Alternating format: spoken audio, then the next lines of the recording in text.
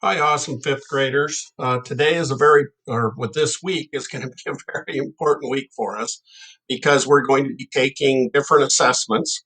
And I wanted to just give you a little screencastify here to help you understand and navigate these slides. Now, if you look at the slide on the screen, of course, this is for English Language Arts, ELA. And it's day one of the start of an assessment, and the assessment's going to take several days. You're going to have a performance test that I will explain in a second that will last all week and is due on Friday. Okay. And so, what's going to happen here? We have the first slide, and you're going to click over here at this hyperlink. And when I click on that, there should be a quick video, and I'm not going to play the whole video, but it explains what you're going to do. So on your to-do list in the McGraw-Hill, remember that's in your waffle. So you go over to your waffle, you go down to McGraw-Hill, and you should be able to find your to-do list. You're going to find this that says it's a article and it's Take It From Nature. Okay.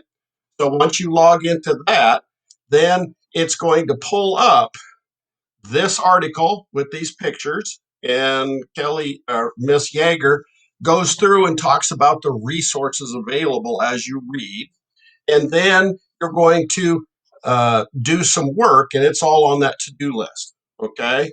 And so then you're going to come and we're going to start talking or start thinking and planning and preparing for this performance test. Okay. And this is very similar to what is on the SBAC test that you'll take at the end of the year. So it's good practice. It'll look just like it.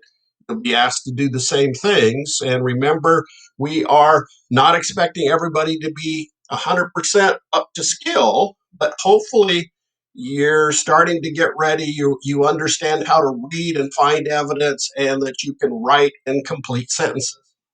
So as we go through this, you're going to have every day different tasks, and you're going to have to plan out what you are going to do every day to make sure that your final draft that you've gone through, that you've checked, that you're happy with, that you're going to submit. So as I move to the next slide, here is your task. Okay, you're going to write your own adventure story. Now, you're going to start off by reading two adventure stories, and I would like you to read those stories today. And what that's going to do is it's going to give you an idea of what an adventure story is and what parts it needs to be successful. Okay? So remember, we're going to read these two, and we're going to look at the information and find out why these two articles are examples of an adventure story. So if I click on the hyperlink over here, here are the basic instructions of this task. And what you're going to do is we've been learning about adventure fiction, and fiction, remember, is not real, so it's made up.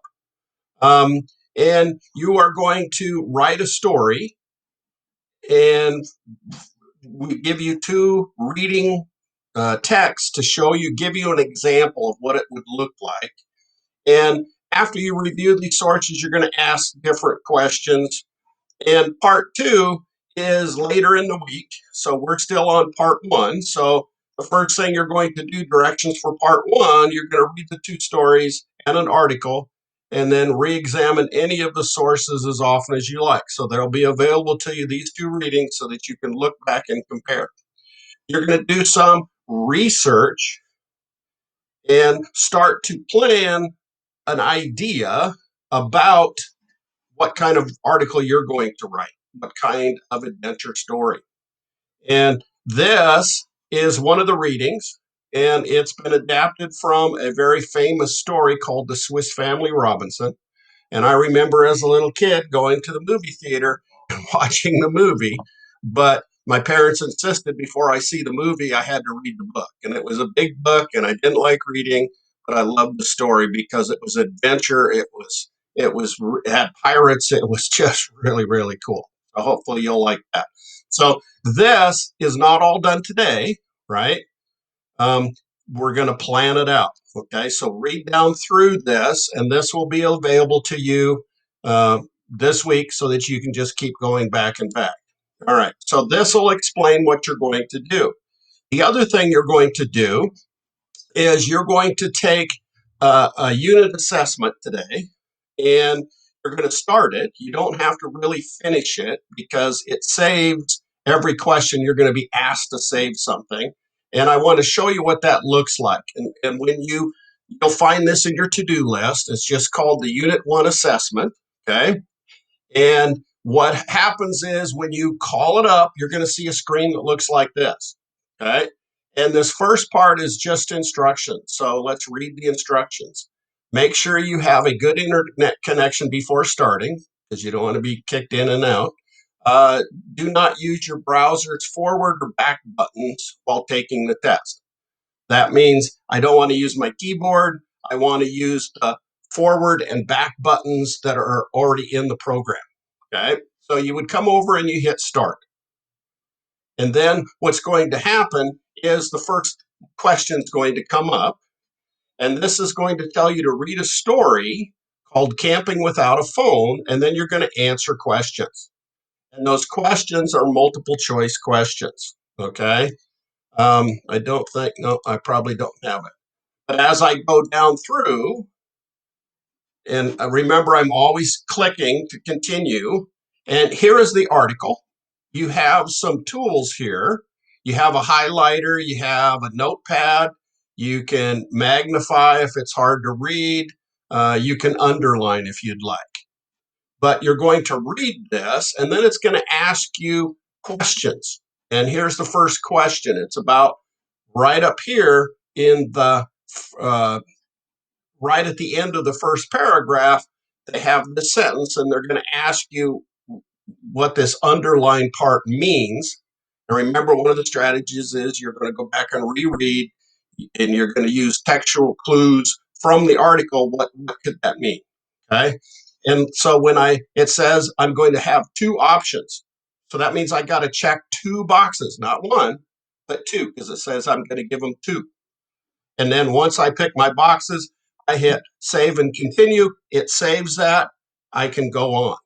If I change my mind, if you look up here, I have a back button, and that'll take me back to that question, or I can go forward. Okay?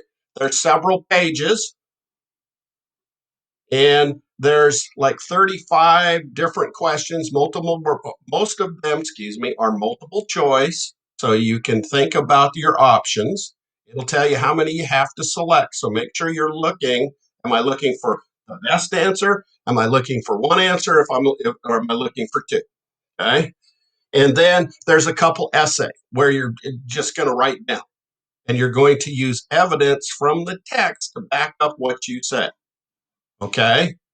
So as I go through this, I can keep pace and I can do it. If I'm tired, whatever, because I've hit save. Once I hit save, I think I can get out of this. I can close it up here, right up here where it says close, and then I can get back into it later.